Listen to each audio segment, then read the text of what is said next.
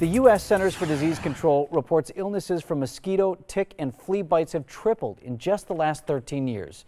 So is it time to panic? Dr. Frank Serecchia from Children's Hospital of Wisconsin is here to let us know what we're watching out for and when a bite needs a visit to the doctor. Great to see you again, doctor. Good to see you. All right, let's talk about primarily mosquitoes and ticks. Ticks first. Boy, everybody is freaking out about ticks right now because they carry Lyme disease in some cases. Yes. The main treatment for both ticks and mosquitoes is prevention. I think wearing light color clothing, covering up those ankles, those open shoes are to be avoided, and avoiding the humidity, the moisture in those forest type areas. Really tough to do of late, hasn't it been?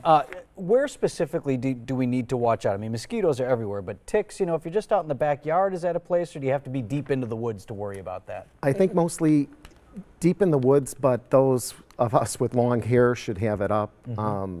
But in avoiding those off the beaten path forest preserve areas, staying in the central areas is key.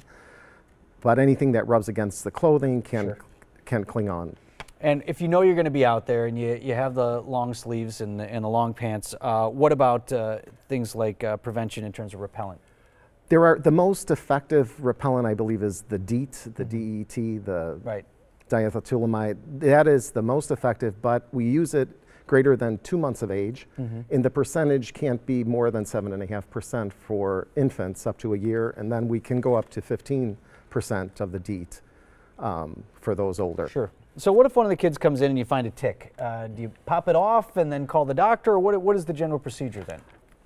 If I find a tick, we use the tweezers. We go very close to the skin, pull it straight up, no twisting, no smashing, and then cleanse that area with warm soap and water, or rubbing alcohol is effective. But the parents, if they do it, they should pull it the same way, put it in a plastic bag and bring it in to see it. And how do you know, as always, we always ask you this, but when you have, nobody wants to call the doctor about a simple mosquito bite or something, but how do you know it is time to call the doctor if these things are more serious? If there are signs of infection, localized infection are always heat and swelling and tenderness, but looking for the redness, the swelling, the pain, those are signs, along with possible fever. Those are signs of infection. All right, sir. Great to see you again, doctor. Good to see you. Unfortunate, timely advice this time of year. For more information on preventing bites or finding a doctor if you need one, you can check out a link at Children's Hospital on our website, anytimetmj4.com/links.